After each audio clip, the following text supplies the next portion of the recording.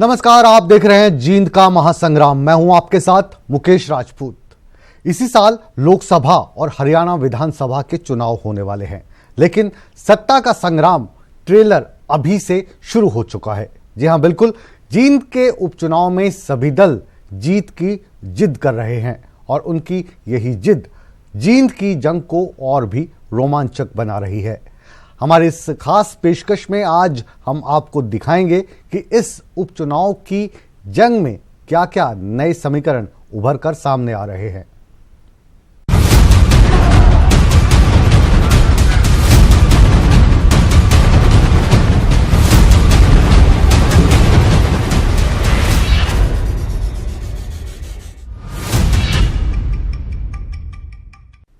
जींद के रण में अब सभी दलों के दिग्गज उतर आए हैं और अपने अपने उम्मीदवार की जीत के लिए एड़ी चोटी का जोर भी लगा रहे हैं। हालांकि जनता किस पर एतबार करेगी, इसका फैसला 31 जनवरी को सबके सामने आ जाएगा।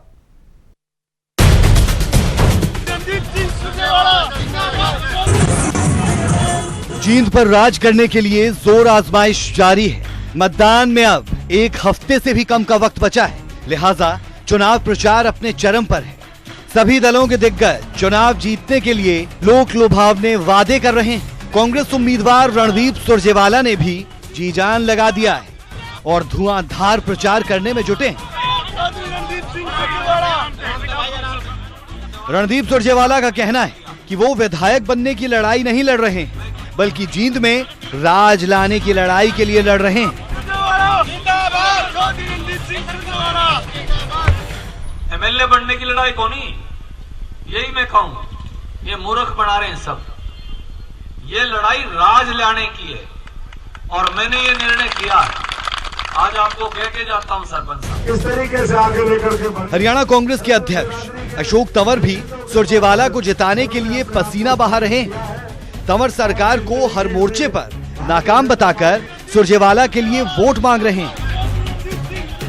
सबको किस तरीके से आगे लेकर के बढ़े, क्षत्रिय बिरादरी के नेतृत्व के तौर पर उन्होंने अपने आप को स्थापित किया है और जिस तरीके से भारतीय जनता पार्टी और इनेलो का अपने लोगों ने देखा है मामला सारा पूरी तरीके से फेल साबित ये सरकार हुई है। किसानों के मुद्दे पर, गरीब के मुद्दे पर, खेती और मजदूर की बात हो, कर्मचारी की बात हो, किसी भी उसमें देख ले। आम आदमी पार्टी का सवाल है। कोई हरियाणा में ना तो उनका जनाधार है और ये तो नई बच्चा पार्टी बनी है, तो बच्चे के समर्थन में आए हैं, अच्छी बात है। बीजेपी की ओर से प्रदेश सरकार के मंत्री मोर्चा संभाले हुए हैं। कैबिनेट मंत्री रामविलास शर्मा ने चुनाव प्रचार किया और बीजेपी उम्मीदवार कृष्ण मिड्ढा के लिए वोट मांगे। इस मौके पर रामविलास शर्मा ने उन आरोपों पर सफाई भी दी जिसमें कृष्ण मिड्ढा को इंपोर्ट करने की बात कही जा रही है। ये जो जींद का महाभारत है, पंडित दीनदयाल उपाध्याय हमारी पार्टी के ऋषि पुरुष थे जिन्होंने एकात्म मानववाद दिया था। वो कहा करते थे चुनाव में 3 P देखनी चाहिए, person of the party, principle of the party, purpose of the party. हमारा उम्मीदवार डॉक्टर हरिचंद मिड्ढा का पुत्र। डॉक्टर हरिचंद मिड्ढा जनसंघ परिवार के सदस्य, पुराने समय में उन्होंने हमारे संगठन के लिए अपने जवानी लगाई। चुनाव प्रचार में जननायक जनता पार्टी भी पीछे नहीं है। सांसद दुष्यंत चौटाला ने कुछ इस अंदाज में चुनाव प्रचार किया और दिग्विजय के लिए वोट मांगे। बहरहाल नेता जनता के बीच में है, खुद को दूसरों से बेहतर बता रहे हैं और एक दूसरे की कमियां भी गिनवा रहे हैं, लेकिन जनता किस किस में कमियां निकालेगी और किसके साथ जाएगी, इसके लिए अभी थोड़ा और इंतजार। जींद से विजेंद्र कुमार, न्यूज़ 18 हरियाणा। जींद के उपचुनाव में जननायक जनता पार्टी को आम आदमी पार्टी का साथ मिला है।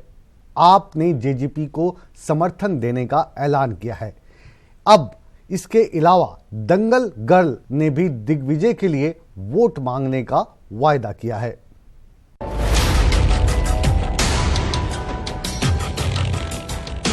जींद की जंग जैसे नजदीक आ रही है, वैसे वैसे नए नए समीकरण बन रहे हैं और हर दल नफा नुकसान देखते हुए सियासी सौदा कर रहा है।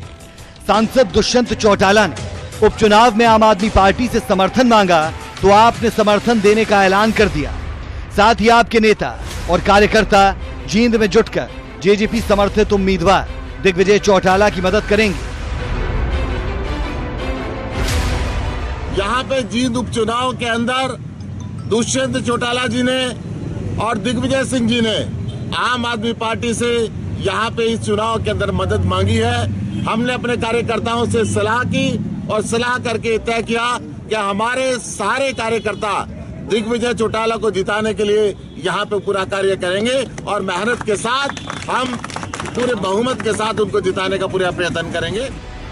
इधर आपने समर्थन का ऐलान किया तो उधर दुष्यंत चौटाला ने आभार व्यक्त करने में जरा देर न की। दुष्यंत के मुताबिक अरविंद केजरीवाल ने जेजेपी को मजबूत करने का काम किया है।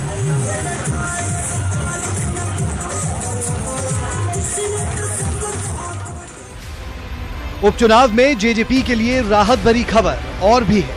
दरअसल दंगल गर्ल भी दिग्विजय चौटाला के प्रचार में कूद गई। बबीता फोगाट ने शहर की 3 कॉलोनियों में प्रचार किया और दिग्विजय के लिए वोट मांगे। देखिए, मैं अपील करना चाहूँगी कि क्योंकि पहली बार मैं किसी युवा नेता को मैं ऐसे इस मुकाम पे मैं देख रही हूँ कि क्योंकि एक अच्छी सोच और एक अच्छी नीति के साथ वो आगे बढ़ रहे हैं और दूसरा कि हर किसी को अपना साथ लेके चल रहे हैं। तो मेन चीज़ ये है कि हर किसी को साथ लेके चलना बहुत बड़ी बात है। तो अच्छा, अगर कोई भी करता है तो हम उनको सपोर्ट जरूर करेंगे और इसी अच्छाई और इन सब चीज़ों को देख के ही मैं दुष्यंत और दिग्विजय जी को सपोर्ट करने आई हूँ। बहरहाल आम आदमी पार्टी का कितना जनाधार है, आपका साथ जेजेपी के लिए कितना फायदेमंद होता है और बबीता फोगाट दिग्विजय के लिए कितना समर्थन जुटा पाती है, ये जानने के लिए अभी और इंतजार करना होगा। जींद से विजेंद्र कुमार, न्यूज़ 18 हरियाणा। उधर खाप नेता टेकराम कंडेला ने भारतीय जनता पार्टी की मुश्किलात को थोड़ा आसान कर दिया है। भारतीय जनता पार्टी से खफा चल रहे टेकराम कंडेला अब मान गए हैं और इन्होंने बीजेपी के लिए प्रचार करना भी शुरू कर दिया है। राजनीति में कब क्या हो जाए कुछ कहा नहीं जा सकता। कौन कब किसके पक्ष में चला जाए कहना मुश्किल है और जींद की जंग में अब कुछ ऐसा ही हो रहा है। बीजेपी रूठों को मनाने की कवायद में लगी है और वो इसमें कामयाब भी हुई है। मुख्यमंत्री मनोहर लाल के बाद अब बीजेपी प्रदेश अध्यक्ष सुभाष बराला ने कंडेला खाप के प्रधान टेकराम कंडेला से मुलाकात की। मुलाकात के मायने क्या है ये आप खुद ही सुन लीजिए। मैं भारतीय जनता पार्टी में शामिल हुआ था।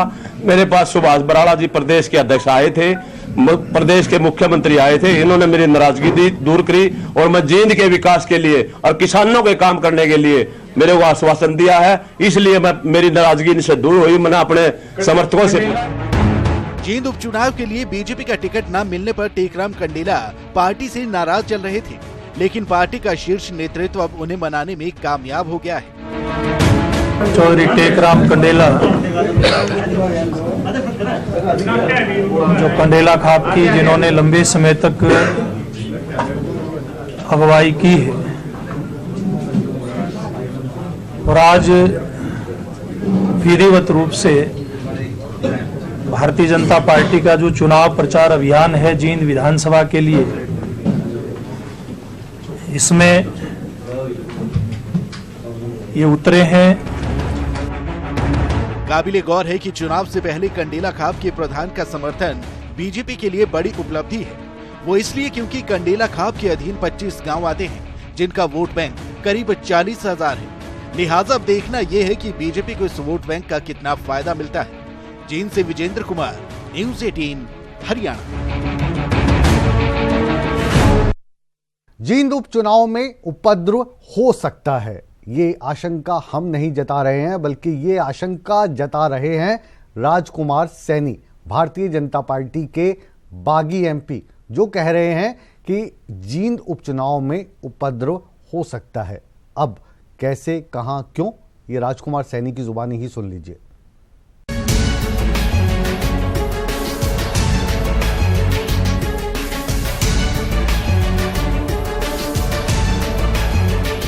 जींद में चुनावी बरसात बिछ चुकी है। सियासी पारा गर्म है। शह और मात के पैंतरे चल रहे हैं। सियासी समीकरण साधने की कोशिश हो रही है। दिग्गज नेताओं ने भी जान लगा दी है। लेकिन इन सब के बीच सांसद राजकुमार सैनी ने नया शिगूफा छेड़ दिया है। सांसद सैनी के मुताबिक जींद में अराजक तत्व सक्रिय हैं और उपचुनाव में उपद्रव की आशंका है। पहले समाज के, हमारे समाज, वाल्मीकि समाज, सारे शहर के लोगों ने जींद को बचाया था। अब भी क्योंकि यहाँ पर गुंडा ताकतें बहुत ज्यादा सक्रिय हैं कि बाहर से पूरे प्रदेश से लोग आए हुए हैं, कहीं भी कोई अबदुर्वी घटना घट सकती है। राजकुमार सैनी ने गुंडागर्दी को लेकर जननायक जनता पार्टी पर निशाना साधा। इसके पीछे वो क्या दलील दे रहे हैं, आप खुद ही सुन लीजिए। हाल ही में यहाँ पर एक डिबेट थी। जेजेपी के लोगों ने अपने जो कांग्रेस के अशोक तंवर जी यहाँ पर प्रदेश अध्यक्ष हैं, उनको बोलने तक नहीं दिया और उनकी गाड़ी को घेर लिया था। जो बिना बड़े लोग इतनी हिम्मत जुटा सकते हैं तो बढ़ने के बाद क्या होगा ये तो भगवान जाने। लेकिन आज भी घटनाओं की आशंकाओं से इनकार नहीं किया जाता। खैर, ये आरोप राजकुमार सैनी के हैं, लेकिन आरोपों में कितनी सच्चाई है ये कहना मुश्किल है, क्योंकि उपचुनाव के चलते सभी दलों के नेताओं और कार्यकर्ताओं ने जींद में डेरा डाल लिया है। लिहाजा जींद पैक तो है, लेकिन कितने गुंडे और माफिया मौजूदा वक्त में जींद में है, ये तो राजकुमार सैनी ही बता पाएंगे। जींद से विजेंद्र कुमार, न्यूज़ 18 हरियाणा। जींद के महासंग्राम में अब बात करते हैं जुबानी जंग की। जींद उपचुनाव में दुष्यंत चौटाला ने सुरजेवाला को चाइनीज लड़ी करार दिया, तो हुड्डा साहब ने उन्हें मर्यादा ना भूलने की सलाह दी। बीजेपी तो ज्यादा रणदीप सुरजेवाला जी, इसका क्या लॉजिक है? मैं तो एक चीज बोलूंगा, वो चाइनीज लाइट को नहीं दिवाली खातर रखा है। 15 दिन चशे फिर अलमारी भीतर जाए। 15 दिन खातर आइए फिर कैथल बाज लेगी। सभ्य बातें इस्तेमाल करनी चाहिए, तो ये तो उनको जैसी उनकी सभ्यता है उसके अनुसार कोई बोलता है। सभ्य बातें इस्तेमाल करनी चाहिए, तो ये तो उनको जैसी उनकी सभ्यता है उसके अनुसार कोई बोलता है। उपचुनाव में मुद्दे कई हैं, हालांकि जींद में समस्याओं की भी भरमार है। इन समस्याओं में से एक सबसे बड़ी समस्या है आवारा पशु। अगर आवारा पशुओं का आतंक नहीं होता तो शायद ये जींद का उपचुनाव भी नहीं होता। क्यों, ये अंदर की बात हम बता रहे हैं हमारी इस खास रिपोर्ट के माध्यम से।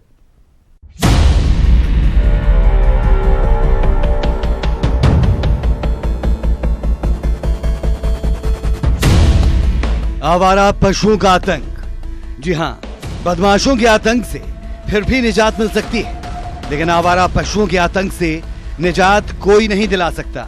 हुक्मरानें भी अगर दिला सकती तो आए दिन देश और प्रदेश में बड़े बड़े हादसे ना होते।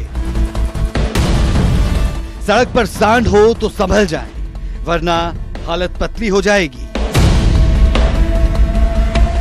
आवारा पशु फसलों को तो नुकसान पहुंचाते ही है, कई बार जानलेवा भी साबित होते हैं। और जब ये सांड सड़क पर होते हैं फिर तो किसी की नहीं सुनते।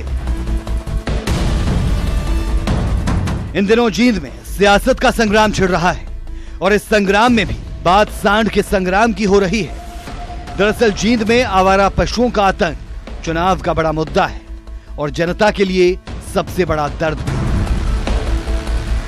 जो समस्याएं हैं जींद की, उनसे हम आपको रूबरू करा रहे हैं कि क्या क्या समस्याएं हैं।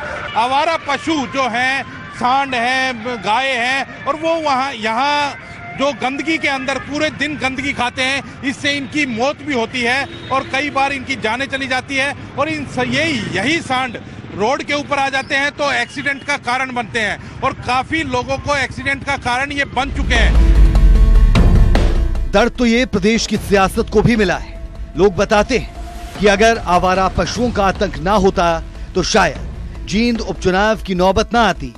लोगों के मुताबिक 1 साल पहले जींद के तत्कालीन विधायक हरिचंद मिड्ढा का सांड से एक्सीडेंट हो गया था, जिसके बाद उनका स्वास्थ्य लगातार गिरता गया। उन्हें कई तरह की बीमारियों ने घेर लिया और फिर उनकी मौत हो गई। आपको इंटरेस्टिंग फैक्ट भी बताते हैं कि जो हरिचंद मिड्ढा थे उनको भी आवारा पशु सांड ने ही टक्कर मारी थी और घर से निकल रहे थे, तो उसके बाद उनका स्वास्थ्य गिरता चला गया, जिसके बाद वो स्वर्ग सिधार गए। हम कुछ लोग और हैं, उनसे जानते हैं हरिचंद मिड्ढा जी को साथ क्या हुआ था। जी ऐसा है, ये आवारा पशुओं ने उन्होंने जैसे वो प्रोग्राम करने गए हुए थे एक जगह, तो वो जैसे प्रोग्राम करके निकले तो आवारा पशु भागते हुए आ रहे थे और सांड की टक्कर लगी उनको जोर से, और इस कारण उनको दिल्ली एडमिट किया गया था। बहरहाल जींद की जनता सियासतदानों से गुजारिश कर रही है कि आवारा पशुओं की समस्या को दूर करें। ऐसे में देखना यह होगा कि जींद को जो नया नुमाइंदा मिलता है वो इस समस्या पर कितनी संजीदगी दिखाता है। जींद से अंकित दुदानी, न्यूज़ 18 हरियाणा।